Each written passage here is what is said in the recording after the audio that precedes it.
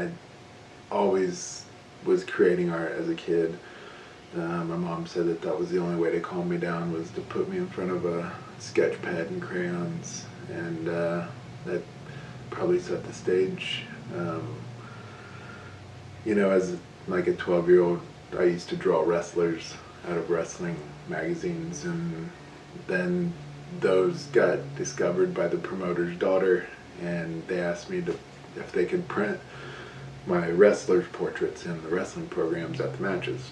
So that was my first break into art, and it was exciting as a 12-year-old to be, getting into the matches free and meeting all the wrestlers, and I kind of lost track through high school, and was still doing art, but just in art class at school.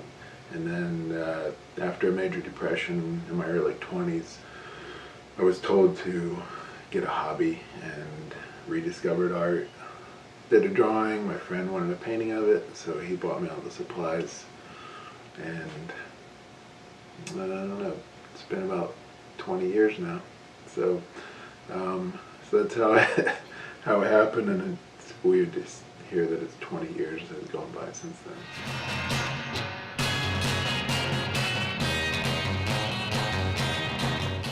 I will find salvaged wood, like if I'm walking down the street or driving. I've seen piles that I've pulled over, thrown a couple pieces in my trunk of my car. I've used chopsticks from a Chinese restaurant.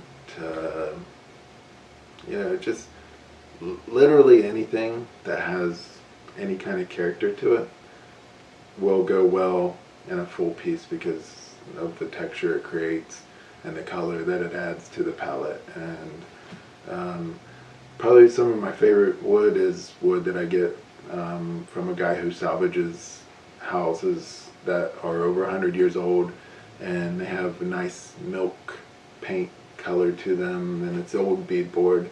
And just the thought that, this piece of wood stood in a house for 100 years, and the stories it probably could tell, in like some farm ranch in Texas, So for me, it's just it's a way to show that we live in a very wasteful society, and you can create something from something that someone else has discarded. And to think that I've made a living off of that for 2 years is pretty, it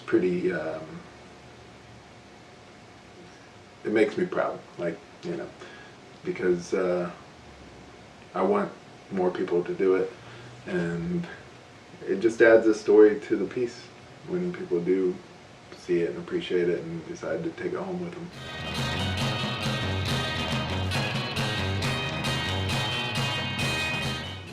The piece I did for Serie project was called Beg, Steal, or Borrow. It was actually painted on a piece of found plexiglass that the studio I moved into, the artist had used it for a paint mixing palette, and it had such great texture that I was like, I want to create something with this. So I did a painting using the texture and some of the color as the background.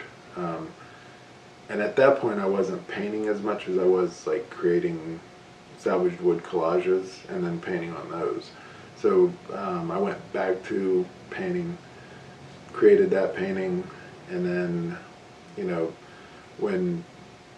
before we started the screen printing process, I had a friend that offered to help me do some of the steps on the computer before I came in, so we would be ready to go. And then I thought about it and thought about the opportunity I have here at Serie to create something completely by hand, and that's what I like about the type of art that I do, is a folky, hand-done feel.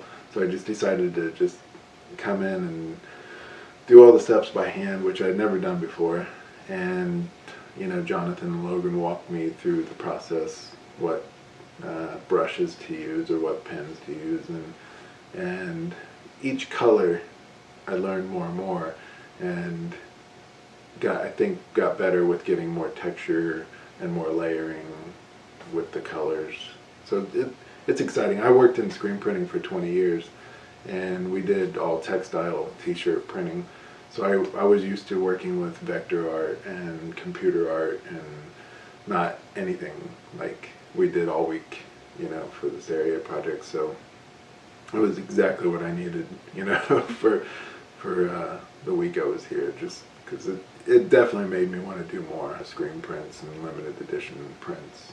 I want to thank Serie Project for including me in this series, because I was super excited to do it, and you know, I'm very happy with the finished product. So hope to be back in some form with them soon.